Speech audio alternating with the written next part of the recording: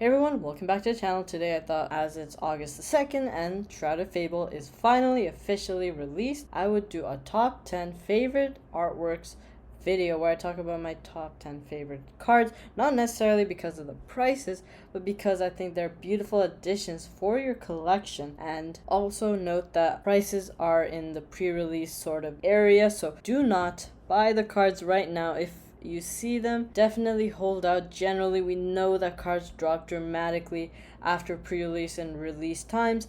They will level out, and that is when you should think about adding them to your collection. Right now is just a indication to take a look, pay attention to these cards, and don't miss out. As you guys can see, the cards are all pretty much here on TCG Player. They're all in a list, high to low right now. But this is not the point. I'm not going to be including a bunch of these cards in my top 10 because personally for me, I don't want to just say the top 10 because of the price, but because of the artworks and I think value for your overall collection, because you're not going to buy every card under the sun every time. You want to choose certain Pokemon, certain trainers. So these are the top 10 in my opinion. Starting with number 10, we have Pheasantipity art rare. So here we go. We have our first look at this price. As you guys can see, there isn't even like a curve because the card's literally released officially today. As y'all see, this is very inaccurate looking at the price, $29. As you can see, prices here are already at $12, $13, $8. So this could be a Japanese. Let's take a look. Yes, that's a Japanese, but as y'all see, it's already dipped after pre-release. It's starting to level out. So this is what I was talking about. Pay attention. Dates when you're buying the cards. Don't buy them right away. Wait for a few days, maybe even a week, even longer, and then start considering getting the cards. So that's number 10. I think it's a beautiful artwork. One of the 3 evil Pokemon from the extension in the Nintendo game for Scarlet and Violet. Really cool card. I immediately fell in love with this when it was released in the Japanese set, Crimson Haze, but it was not introduced, surprisingly, Twilight Masquerade. Here's the reason: it was saved for Shrouded Fable. Next up, number 9, we have Duskull illustration rare. Now you'll see there are a lot of illustration rares in here, and obviously that's because they are the hot commodity. They are the beautiful cards that everybody wants in their collection, and for good reason. They have a brilliant way of bringing out the nature of the Pokemon itself that you're taking a look at. Duskull, I mean, need I say more? Just such a plain, simple card, but when you see it in person, it is actually so vibrant, so beautiful, and it really illuminates the ghostly presence of Duskull standing on this midnight fall random sort of abandoned street. It's right beside the trash can. You would imagine ghosts to be lingering around like this on Halloween. A really cool card. I thought it was brilliant. It's at $20, as you can see. It still hasn't leveled out. It's at $23, $24 pretty much. The recent sale, still a long way to go for it before it's reasonably priced. Number 8, we have a full art finally. It's full art Cassiopeia from Shrouded Fable, and it is obviously the chase character trainer in this set, and there isn't much reason why we shouldn't feel that this is one of the best trainer cards in the set, if not the best. In my personal opinion, it is, because we have the alter ego, if you want to call it that, of Penny, which we've seen appear multiple times in previous sets. In this case, we have her alter ego who is trying to dismantle Team Star, organization that she herself banded together while at the Orange Academy or the Naranja Academy, and she is finally working together with your character in the game to break it down. I love her Eevee backpack. She still has it on, hooded. I love the blue. The screens, anything with blue just usually catches my eye. It's such a peaceful color and beautiful to watch in art. Number 7, we have ourselves Fracture, which is perhaps not the card that you might have been expecting to see on this list, but I don't know. I just love it. I remember seeing Axew plenty of times in the black and white show. I was really young back then and I enjoyed it. I think it was the first show I actually started to really watch in Pokemon, because I was not even aware of this idea of the show, the character. I never knew anything really until I started watching black and white properly, and so Axew has a really cool spot in my heart, and obviously its evolutions here, but My main favorite part about this is the Axie playing around in the background. One of them is pushing the other Axie on the back. You have the waterfalls dripping down, a slight rainbow, which is really cool. And it's a beautiful card. Water again, and I'll say this as many times as I need to, because honestly, when there's water in artwork, I think it just elevates it, makes it look so much more glorious and natural. It is just my personal opinion, but it has a way of just touching my heart. Next up, we have Horsey, which is going to be another water-based card, but this time we're literally underwater. I remember loving the Manaphy from Crown Zenith. I was in love with the two art rares that they introduced in Twilight Masquerade, the Waterol and the Fione. And now we have Horsey, such a simple artwork, beautifully crisp, and if you see it in your hands, it is truly a pleasure to behold because it is so nice and blue and bright, and if you're holding in your hand, it just gives you this calm sensation. Horsey is such a cute Pokemon. I remember Misty had one in her team. It was something of a prince, I recall. So it's a really cool card to have in your collection, something to think about. It's currently actually one of the cheaper ones, going for $11 around so.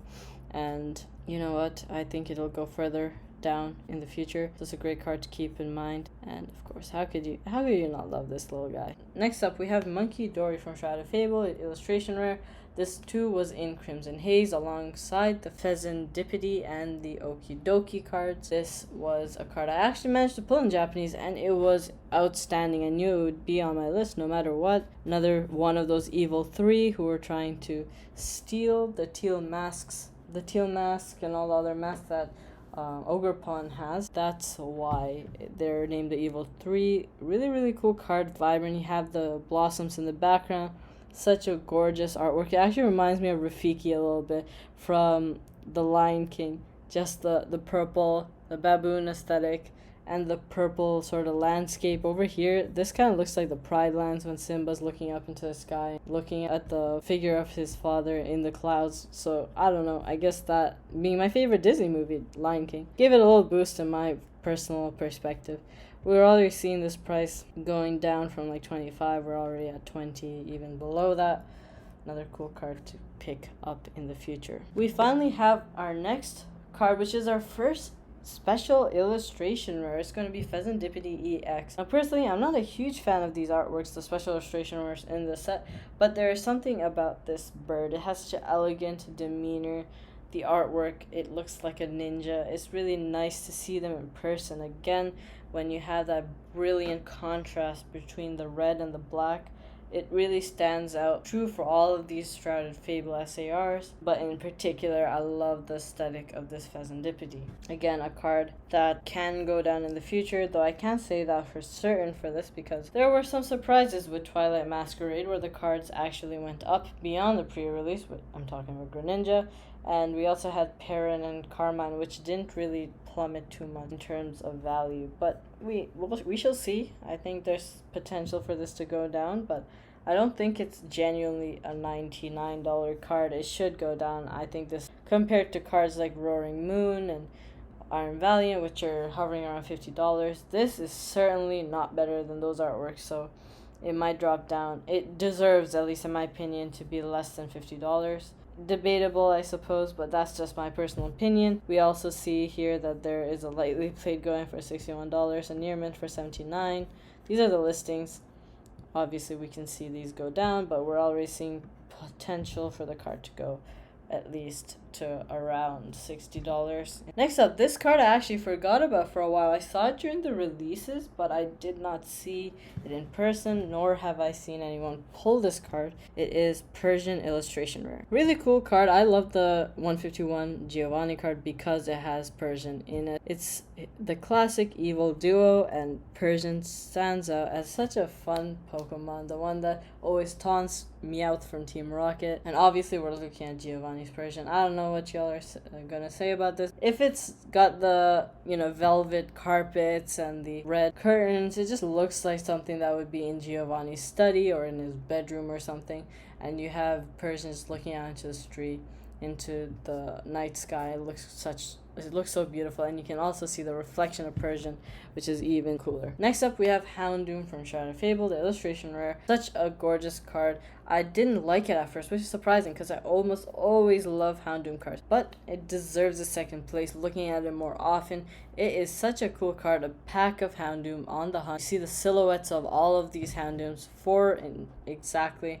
In the background, you have the tree silhouetted, and there's this one Houndoom in the foreground where you can see its eye, the streak of red. It's such a cool card.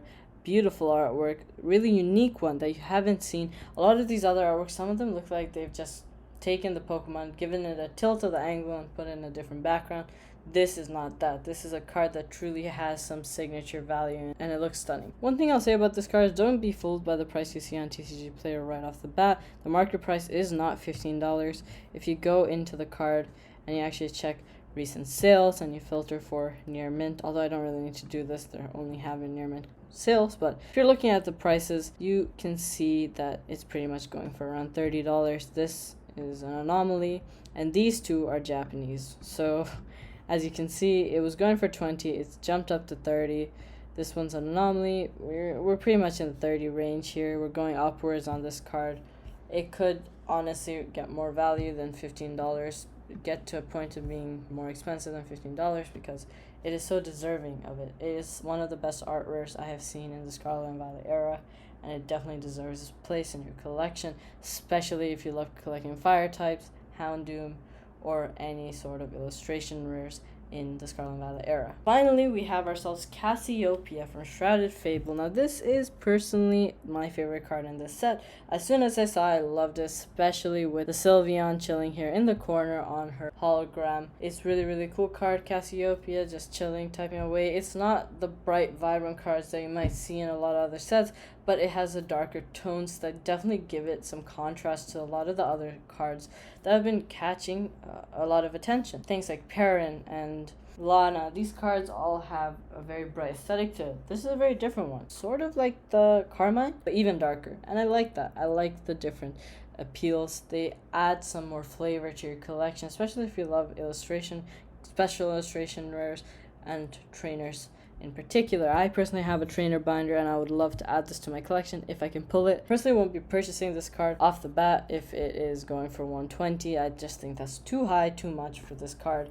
But it is a really cool card if we see it go below $100. That will wrap up today's video. I hope you all enjoyed it. I took you through my top 10 favorite Shrouded Fable cards. Let me know if you disagree with any of the picks, if you feel like the order should have been different and you agreed with all the hits. I'd love to hear your opinions, and I'd love to hear if you guys pulled any of these cards and have them in your collection already. And with that being said, I'll see you guys in the next one.